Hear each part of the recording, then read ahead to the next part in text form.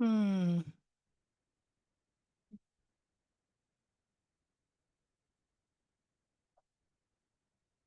Welcome. Hello.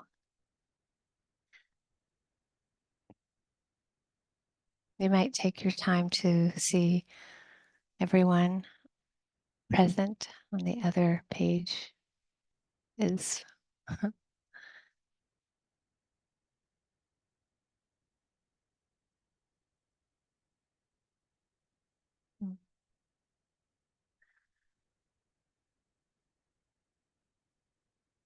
I can really tell where it's hot because there's some people wearing things that is unusual for their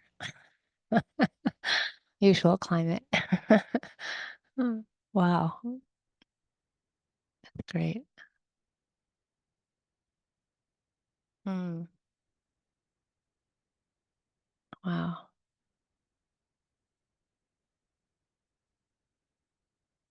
Oh. Mm,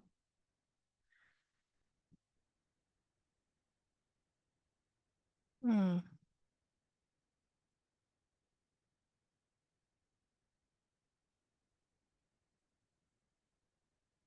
So letting your attention settle, if you can, in whatever way is the most helpful.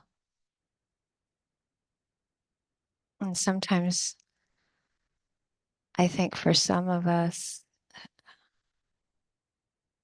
experiencing the goodness of being together in itself can soften the heart.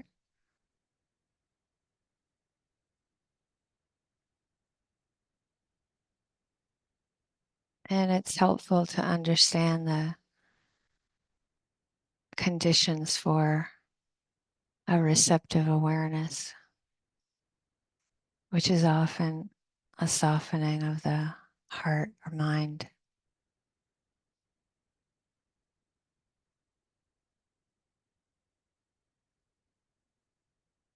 So that entry point into our heart mind, sometimes putting our hand on our heart center or not,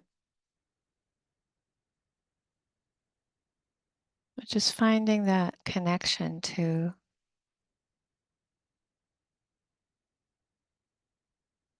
really wishing ourselves well.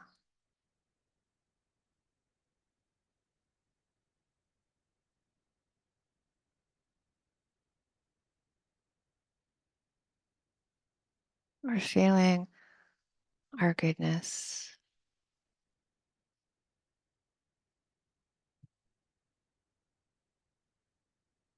And it's again taking the time for that, not rushing through it, but seeing if even by putting our hand there that we can receive the touch, that's that connecting with the receptive awareness.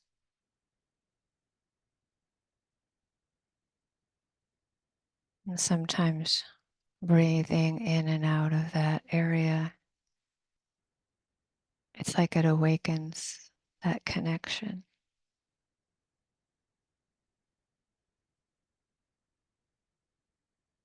even a bit.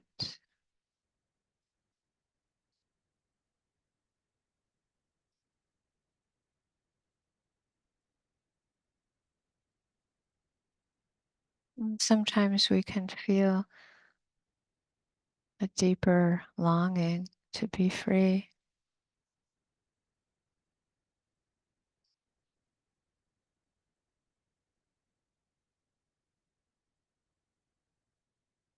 Within the range of numbness,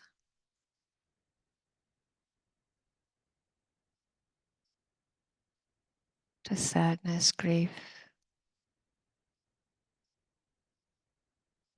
happiness, joy, peace.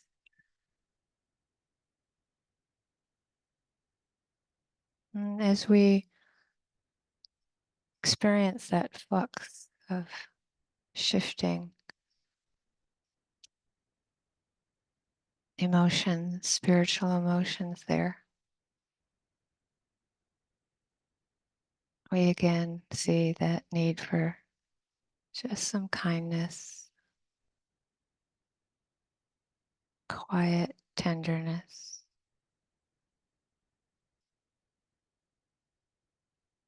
quiet care.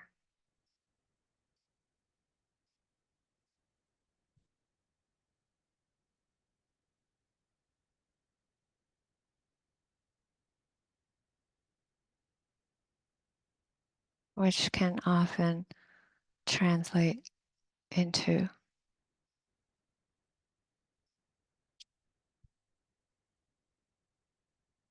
that receptivity and kindness for whatever appears moment by moment.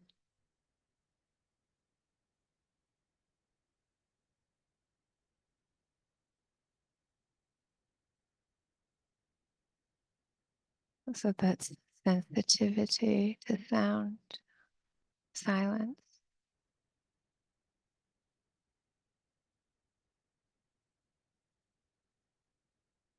just like listening to music.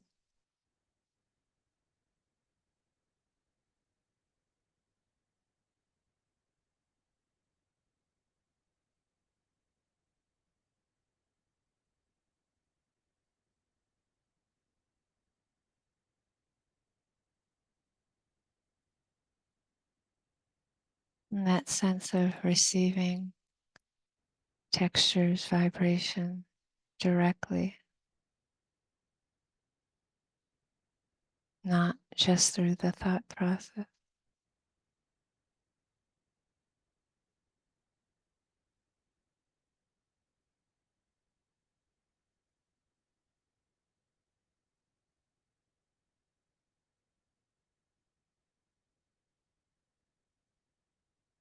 And of course, allowing is in that receptivity and allowing our opening to that range of pleasant, unpleasant, and neutral.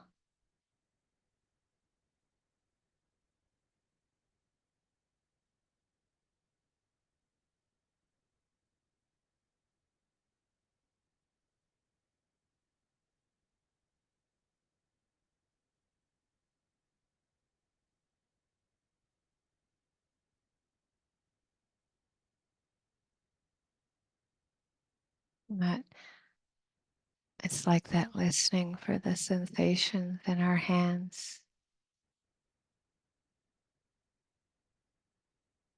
So it's not a jumping onto them, but a kind of waiting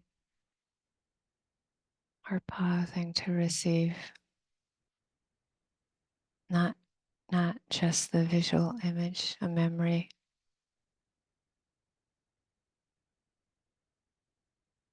but just what's appearing.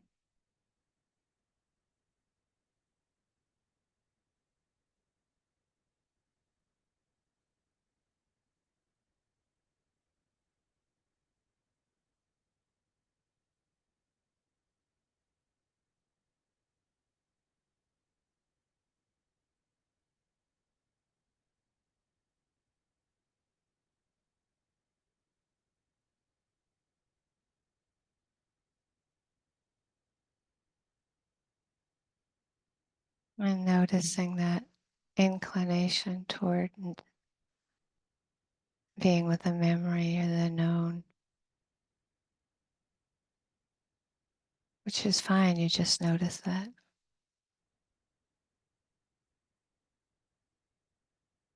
That kind of leap into not knowing what the sensations there are going to be next,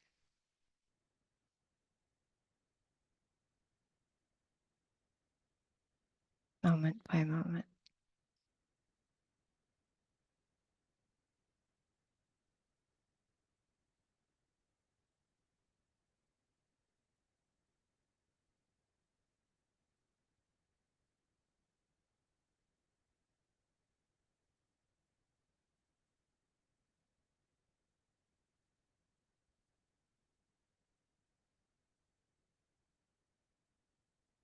Often our hands have,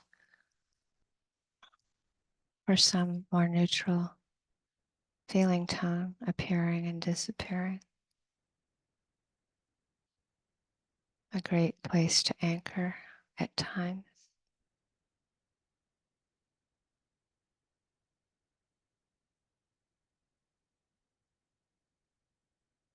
And heavy enough earth element to hold the attention.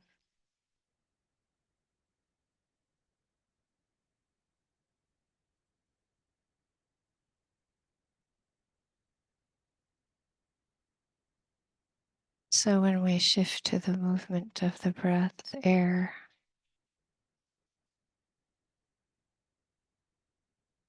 sometimes helpful to land on the hands or within the hand.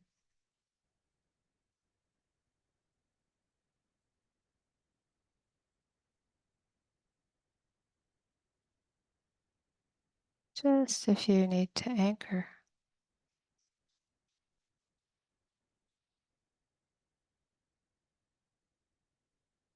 So again, you notice all the visual images and memories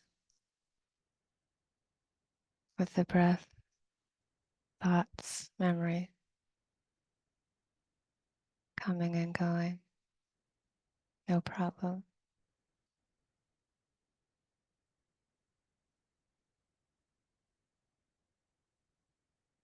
Waiting to catch the wave of the rising movement.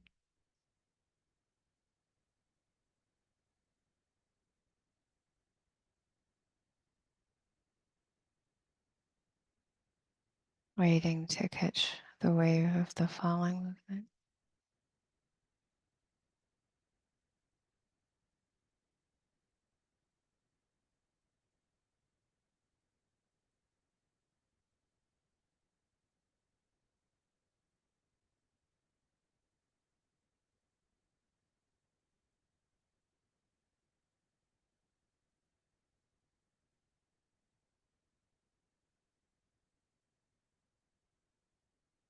The Buddha said the calm that can come from being with this movement is like going from the hot sun to the cool shade.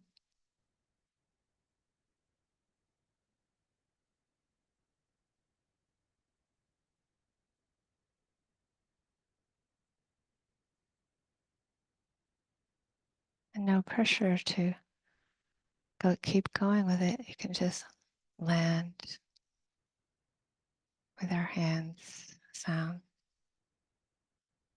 and come back at time.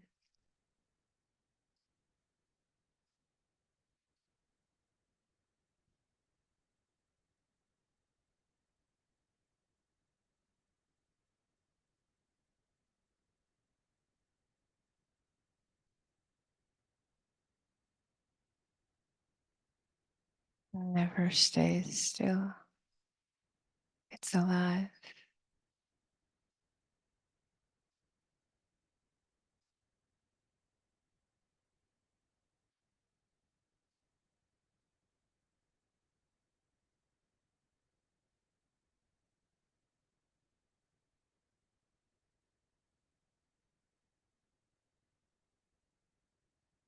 And of course, we believe the content of our thinking at times.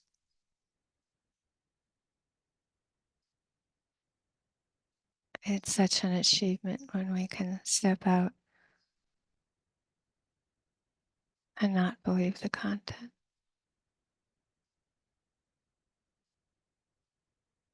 Such a relief.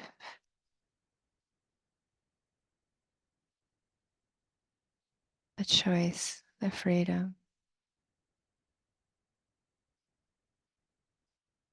not to be oppressed.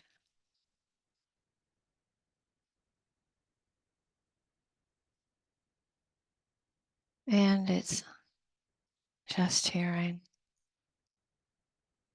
Just breathing, just body sensation, just thinking, coming and going by itself.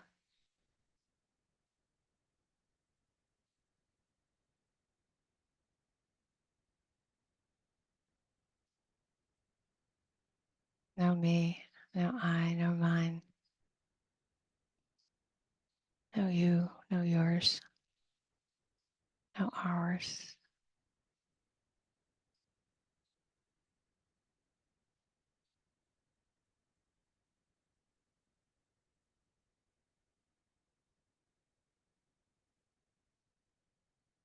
The utter relief of that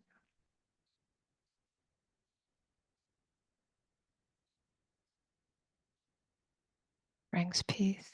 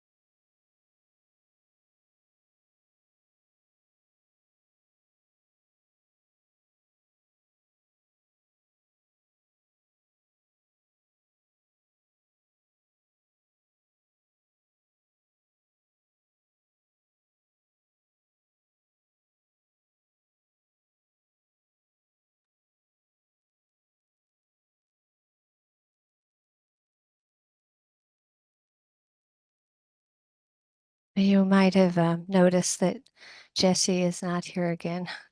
And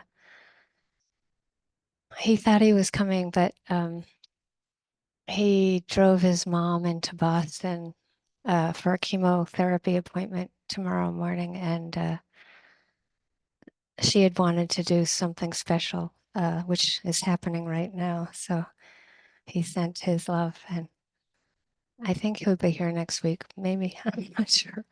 Um, hmm.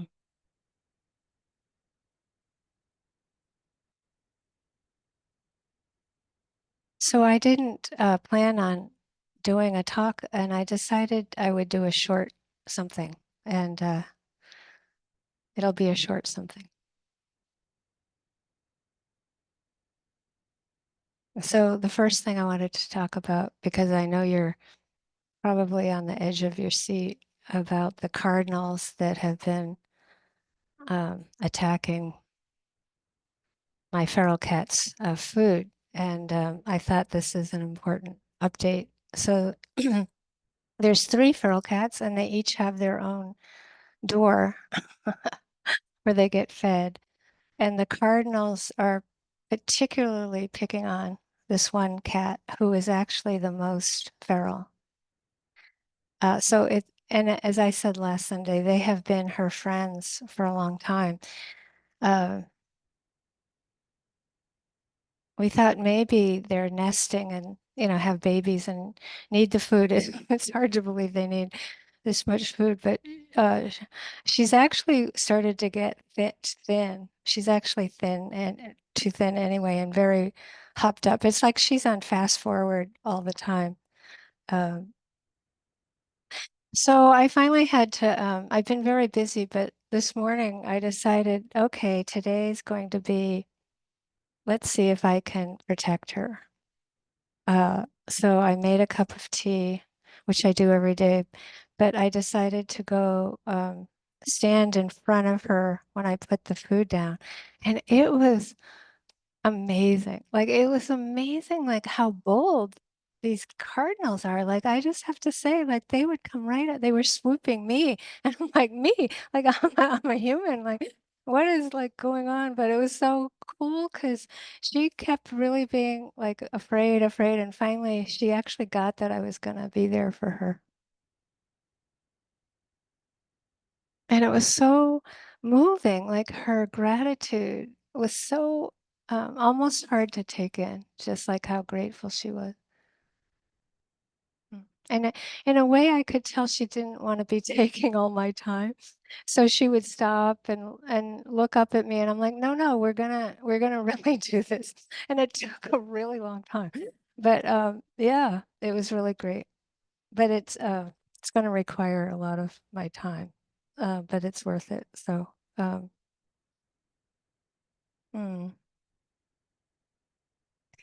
I don't think many people would believe that this kind of being would be able to express gratitude like this.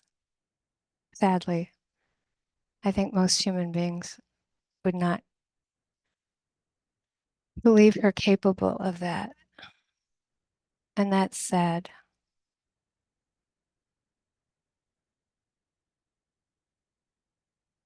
Mm. I hadn't spent a lot of time really with Basho, who was kind of like the person who made haiku very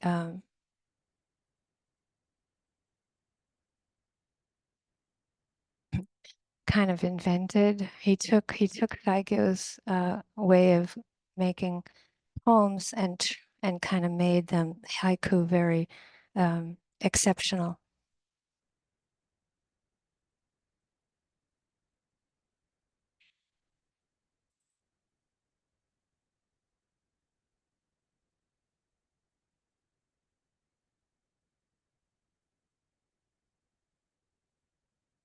So I wanted to read something about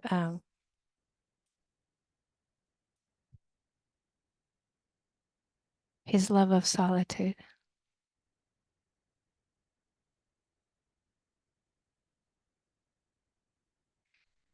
I am like a sick man, weary of society. There was a time I wanted an official post, land of my own. Another time I would have liked to live in a monastery.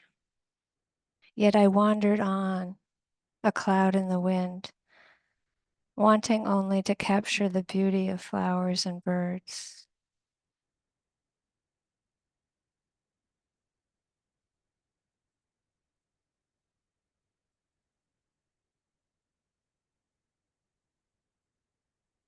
And I think that when you delve into his life, you see that he made pilgrimage his practice and writing haiku his practice. And then he started to have disciples and got busy teaching how to write haiku and perfect it.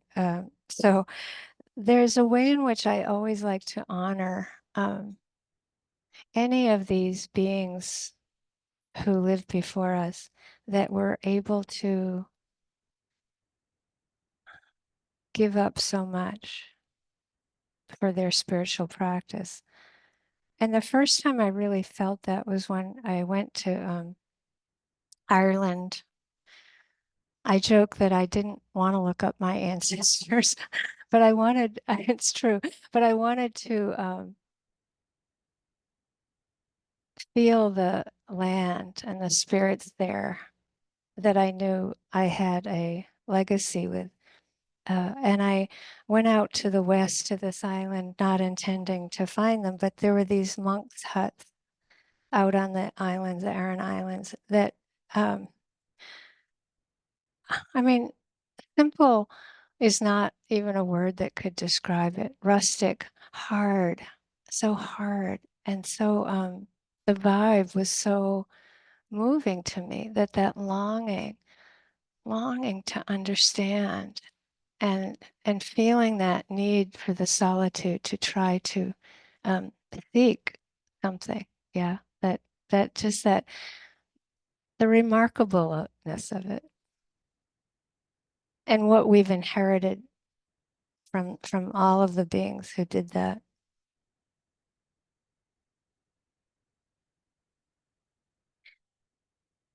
All life a wanderer, all of his life a wanderer, Basho took full advantage of the safe conduct important to the traveler of his day and mobility Zen priesthood offered. So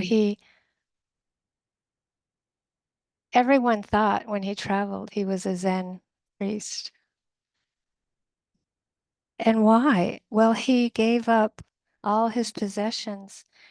His only concern was spiritual and artistic discovery.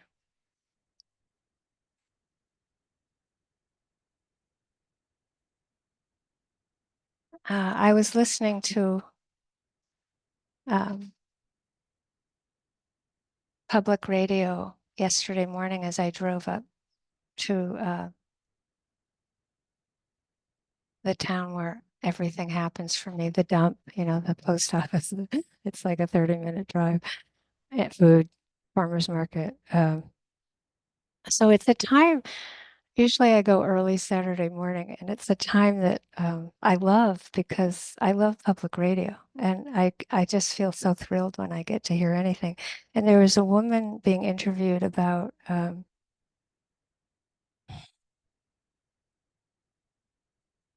she has some foundation where she's running summer camps for music for children.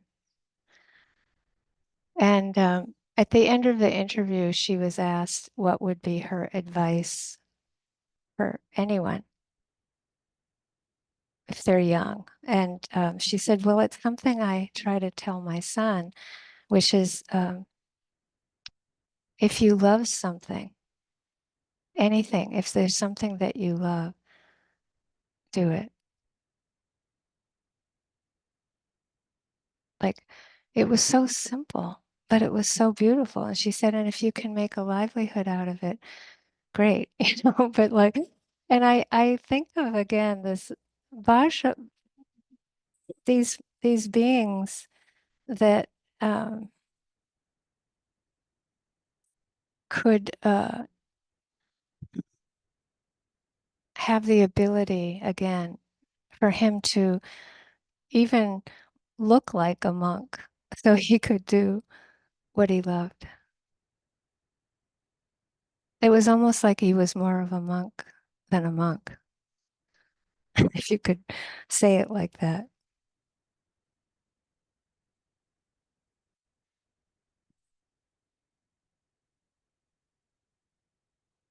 I have a book that I was given by Aiken Roshi, a Zen teacher in Honolulu, a great, great dear friend. And I have a book I got at a used bookstore when I was very young, which is a book on Saigo, the poet, when I was very young. And there were many, many notes that the person who, I don't know who owned the book, right? But there were all these notes in it. And I felt like goosebumps go through my body and so thrilled when I first got the book because I felt like, wow, this is legacy. I'm receiving something so important from this being because the notes were awesome. This person had really practiced like meditate Zen, the person to practice Zen, but there were all these notes in it. It I'm not even sure I would have opened so totally to Seigo if I hadn't read the notes. And I think getting to be maybe the privilege of getting to be 72 um, gives me a perspective on these things that I didn't have when I was younger. That actually makes me appreciate the sometimes the agony of old age. And so that there's this balance that I see. And I remember going in to see Aiken Roshi. I think he had turned 90, and I went in to visit him. And I just like, I don't, half my family for generations never made it past 42. Like never. Like it's like a plague went through. And so I don't take it for granted. I was born dead, as you know, so I don't take it for granted that I made it this far. In fact, it's a real surprise, I have to say. And I wasn't prepared for all these things. I didn't every day I feel like my car is old, and every day I feel like my old car. Like it's like, oh, that this went wrong. But it's like that's how it feels. It's awesome that it can be so much like an old car, really, but maybe not. Oh, so I went in to see Aiken Roshi, and I'm like, Roshi, like, I had such a fun relationship with him, and I'm like, what's it like? Like 90, like, like I'm never gonna make it that far. What's it like? And he said, he was just like, he just looked so joyful, and he said, the perspective is breathtaking. And I'm feeling that. I'm feeling that perspective. Just then I opened that Saigyo book that really needs somebody to really take care of it and glue it. It's all falling apart at this point. I've loved it so much and used it so much. And I look at those little in pencil, the notes, and I was told you should never do that. You should never bend the page over in a book. You should never write notes in it. And I've never believed it. But I've always felt like some people have judged me mercilessly for it. But it's like, why would you not appreciate your book so much and get somebody else get to see that might appreciate it, of course. And I thought about like in terms of what I'm trying to talk about, which is really gratitude. Um, just that I had gotten to come to Honolulu because of Steve, and like that thread of such gratitude, and then the thread of teaching up in the back of Palolo Valley in Honolulu, and because Aiken Roshi invited us there, and he only let those of us from Vipassana Hawaii teach there. So it was again a real privilege. And when I would be in his living room, his books, he treasured his books so much that often if I had any time writing a talk, instead of writing the talk, I'd be looking at his book and looking at his notes. Like this is a confession, but it was so wonderful. Again, just that thrill of getting to see what he wrote on his book about Basho, right? Or like what he wrote about that koan and those huge books that were describing how to work with koans. This is like it's again this I see at 72 how much more gratitude there is to feel. It's just the good fortune of living long enough for that.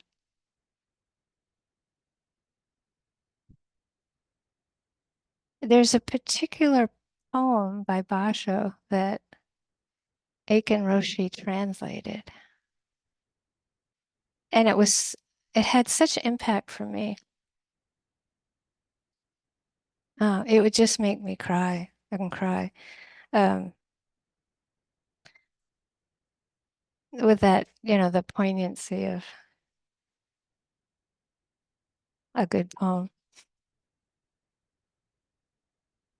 But I have one book from Aiken Roshi, which when I love a book, it looks like this. And so, and this is nothing compared to my Srina Zargadada book belongs in the Smithsonian or something. I think the Srina Zargadada book is hard to imagine could look like that. Anyway,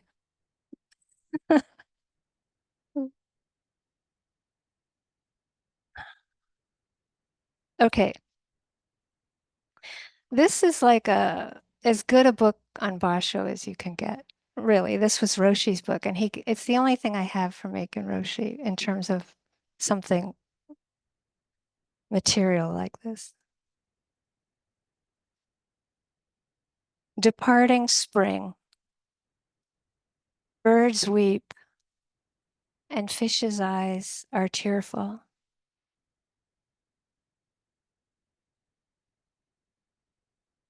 And as you find out, this poem happens when Basho's about to depart on a very long, hard journey. And again, I like to mention these weren't the days of camp stoves and down and Gore-Tex and Gore-Tex boots. These were the days of like woven palm leaves for like a raincoat. Like this is, and there were no roads, right? Like these were like really hard journeys. And of course the haikus are phenomenal. And sometimes he'd be on horseback. So there's a lot of poems about horses. So Aiken Roshi's translation of this poem is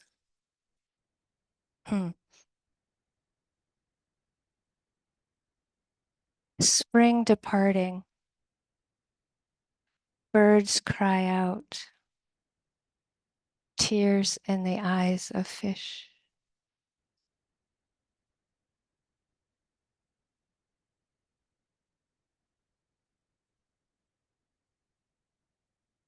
I'm going to mention a few things about this and say it again. So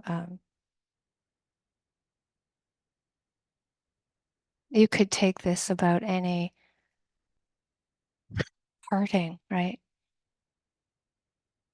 Any deep connection and any parting. But you can also think of it as death, right? Those that leave and those that are left behind. And of course, a good poem can do that. So that ultimate sorrow of parting, those again that are leaving, those that are left behind. Uh,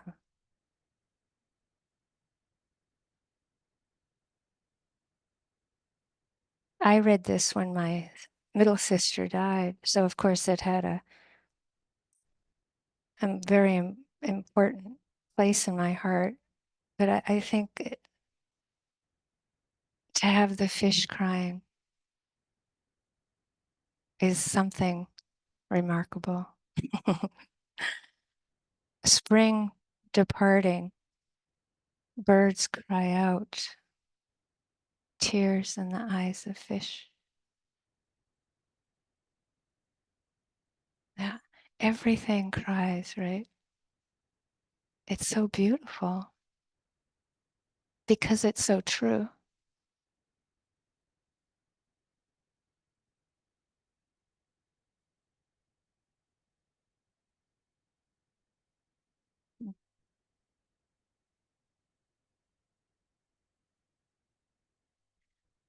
And lo, et puis voilà. I learned a French saying, et puis voilà. It means lo and behold. Lo and behold, I found, I love that. I wish we all said it a lot. Et puis voilà. Maybe I'm not even saying it well in French, but I hope I am. Oh, hmm.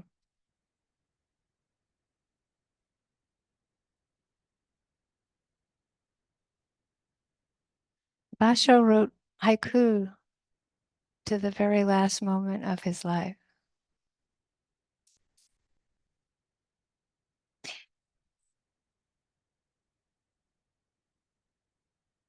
But I'd never read the end of this book that Roshi gave me. It's huge. You know, you have to like, that's a lot of haiku in here. And so I started reading it again in the last online retreat, preparing for Dhamma talks.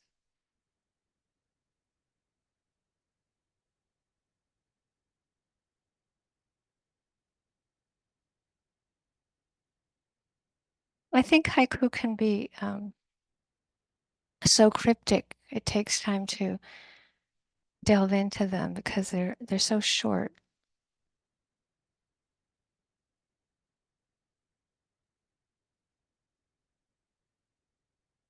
He often had a title.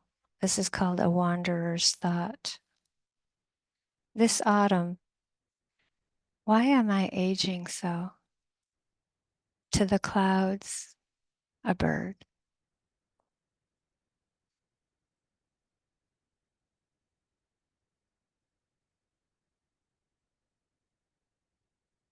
You get the sense that the price Basho paid, and so many like Saigo, so many of us seekers had to face the existential loneliness that the Buddha taught. Yeah, that loneliness that Saigyo kept almost dying from. Yeah, that the dukkha.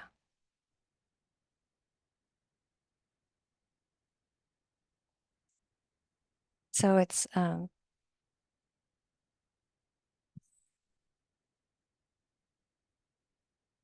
this is the poem right before his last poem, but to have almost like an ode to the cloud that he tried to emulate. Yeah, that he had this willingness to give up everything to drift like that, even through his old age, right? And so his last poem is very interesting. He's ill, he's very ill. And I find this very beautiful, but it's also interesting where I'm not sure whether to read it first or last.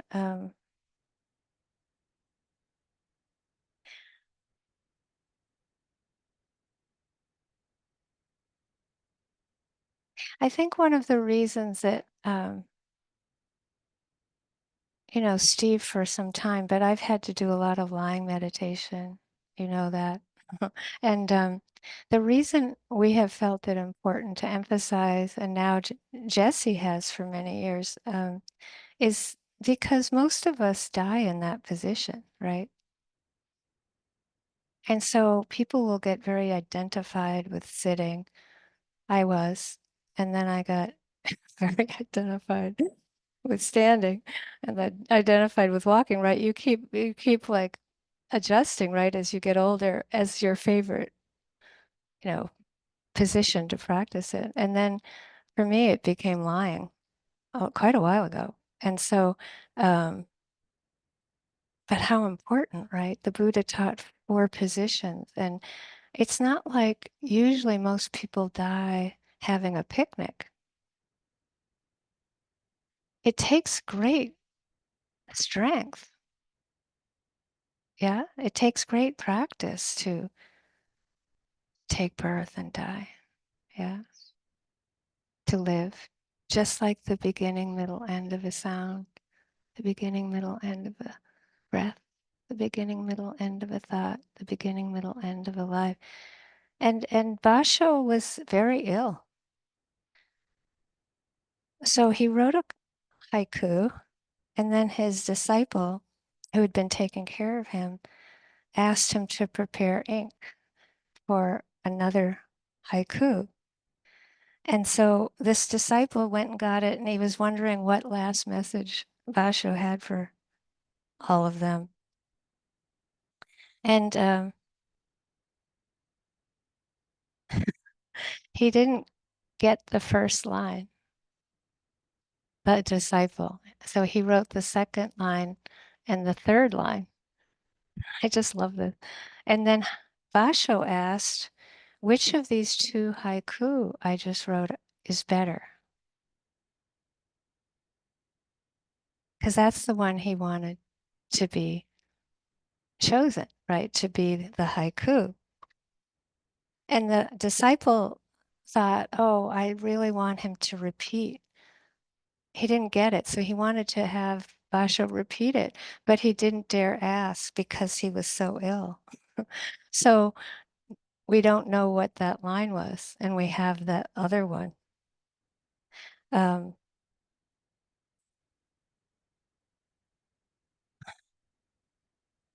so the poem is called During Illness. On a journey, ailing, my dreams roam about on a withered moor. My dreams roam about on a withered moor. And he said, I know this is no occasion for writing a haiku. He's about to die. I know this is no occasion for writing a haiku. I lost my place. As I am faced with death, yet poetry has been on my mind all through my life, which is now more than 50 years long, 50 years writing haiku. Whenever I sleep, I dream of hurrying along the road under the morning clouds or in the evening haze. And whenever I awaken, I am startled at the sound of a mountain stream or the cry of a wild bird. Buddha taught that all of this was attachment. And now I realize I am guilty of it. I, I wish I could forget all the haiku that I was involved with during my lifetime.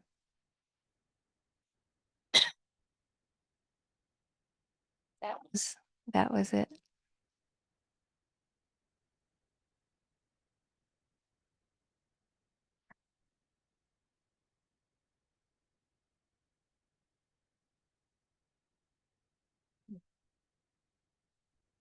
So I'm sharing this because I'm encouraging all of us not to have that happen to us.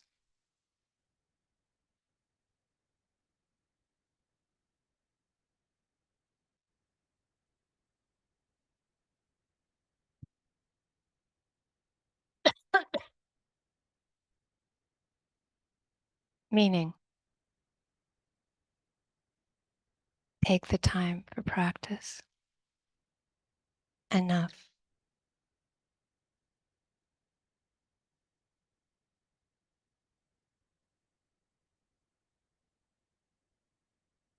I personally do not regret Basho's haikus, and I wish for his sake he had been able to not do it all the time.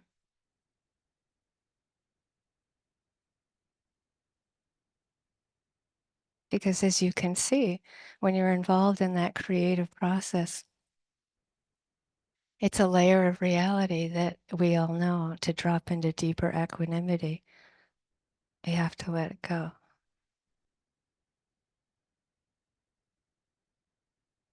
At least for a while.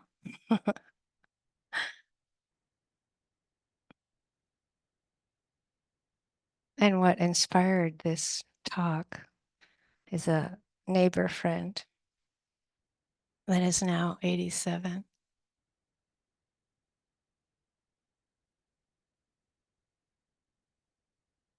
that is hovering around this kind of regret. And I'm trying to encourage her to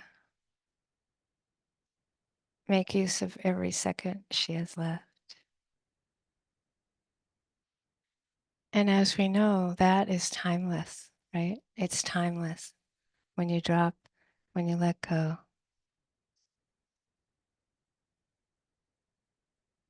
Of perfecting your haiku in whatever way that is for us. Maybe it's a great recipe we're going to cook, who knows? But it's like when you drop it, uh, there's a deep understanding possible there. It doesn't mean the great recipe or the great haiku isn't worth writing or cooking or whatever we love, but it's not that we have to give up our practice as well, our formal practice for that. Mm.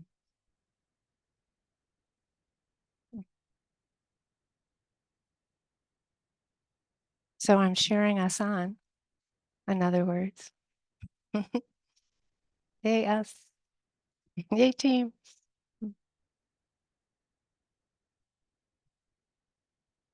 Have a good week.